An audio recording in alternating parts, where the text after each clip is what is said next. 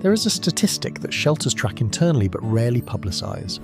In most facilities across the United States and Europe, adult cats over the age of 2 are adopted at roughly 1/3 the rate of kittens. A kitten listed on a shelter website is adopted within days.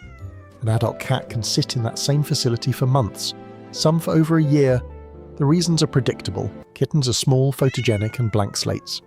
Adult cats carry history, and history is a word that makes people nervous. In the last video we talked about what happens when a cat does not attach. This video is about the cats that almost never get the chance to try, and why, in many cases, they are the better choice. Myth 1. Shelter cats are damaged. This is the assumption that costs more lives than any other belief in the cat world. A cat in a shelter is not there because something is wrong with her.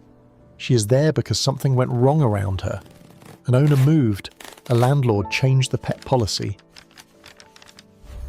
A family had a baby and decided the cat was a risk.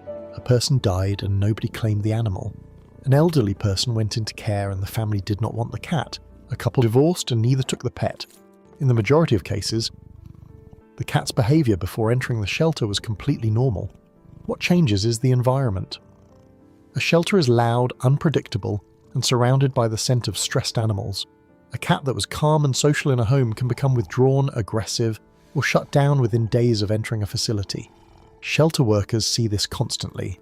A cat that hisses from the back of a cage and gets labelled fearful was, 2 weeks earlier, sleeping on someone's pillow. The label follows the cat. The context does not. There is a term in shelter medicine for this: cage presentation. It refers to the way a cat behaves in a shelter environment. And experienced staff know that cage presentation predicts almost nothing about how the cat will behave in a home. A shut-down cat in a cage may become the most social cat in an apartment. A hissing cat in a loud ward may become the calmest presence on a couch. The cage is not the cat, it is the cage. Myth 2. Kittens bond better than adults. This one persists because it feels intuitive. Start young, shape the relationship from the beginning, grow together. But the data tells a different story. The Oregon State Attachment Study that we have referenced throughout this series did not find a significant difference in attachment security between cats adopted as kittens and cats adopted as adults. Both groups showed approximately the same percentage of secure attachment, around 65%. What did vary was the timeline. Kittens tend to show attachment behaviours within the first 2 weeks. Adult cats, particularly those with shelter or trauma histories, may take 2 to 6 months. The attachment is not weaker, it is slower. And there is an argument, supported by anecdotal evidence from behaviourists and rescue workers, that an adult cat who forms a secure attachment after a difficult transition may show a more stable bond than a kitten who attached quickly and never had to work for it. Soot took 4 months, Cleo took 3, Milo took 6 weeks. Pearl, the white one who lived to 19, attached in about 10 days. She had been in a foster home with consistent handling before arriving. History shaped the timeline, not age. Myth 3. With an adult cat, you do not know what you are getting. This is technically true and completely misleading. With a kitten, you also do not know what you are getting. A kitten's personality is not yet formed. The cat a kitten becomes age 3 depends on socialization, environment, health, and experiences that have not happened yet. Buying a specific breed does not solve this.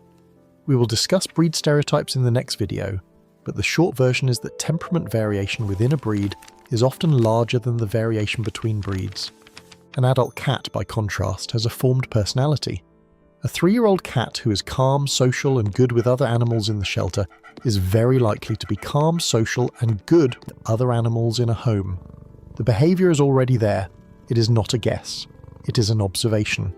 Shelter staff who spend weeks with a cat know her patterns, her preferences, her tolerance thresholds. That information is available to the adopter before they sign the paperwork. With a kitten, the only available information is the kitten's age and appearance. Everything else is projection. What actually happens in the first month with an adult rescue?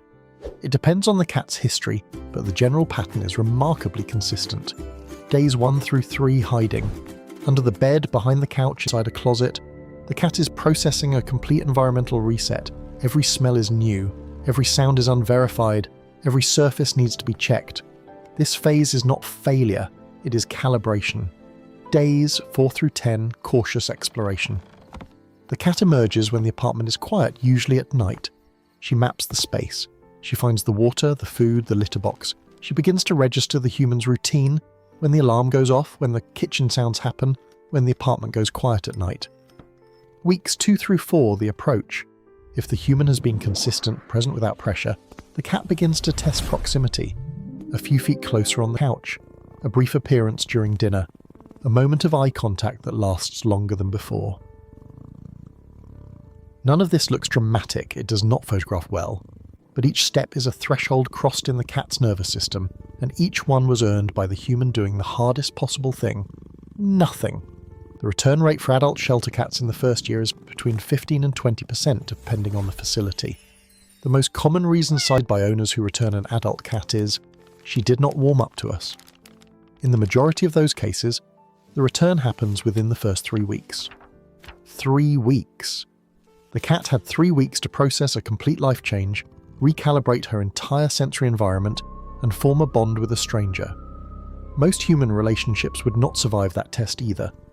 The cats who are given 3 months, 6 months, a year, almost never come back. The difference between a returned cat and a bonded cat is almost always time, not the cat's capacity. The human's patience. I have 5 cats, all rescues, all adults at the time of adoption. The youngest was about 1 year old, the oldest was about 7. None of them arrived ready to bond. All of them bond now, on their own terms, in their own time, through their own specific language of proximity and trust. The oldest, Pearl, used to press her forehead into the palm of one specific person's hand every evening at the same time, not because anyone trained her, because over the course of years that gesture became the anchor of her day. She arrived at 7, cautious, slow, with a medical history that included 2 previous homes and a 6-month shelter stay. Nobody wanted a 7-year-old white cat with a heart murmur.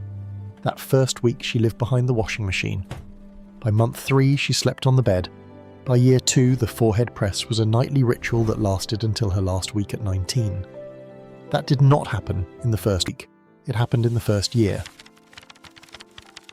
And it lasted for the next 18. The case for adopting an adult shelter cat is not sentimental. It is practical. The personality is visible. The health history is often documented. The behavioural patterns are already established. And the bond, when it forms, is built on something that kittens rarely provide, a mutual transition. The cat chose to trust after having reason not to. The person chose to wait after being given nothing in return. Both sides earned it. And that earned quality is something the language does not have a better word for than real. Next video, breeds. The internet says British Shorthairs are calm and Bengals are wild.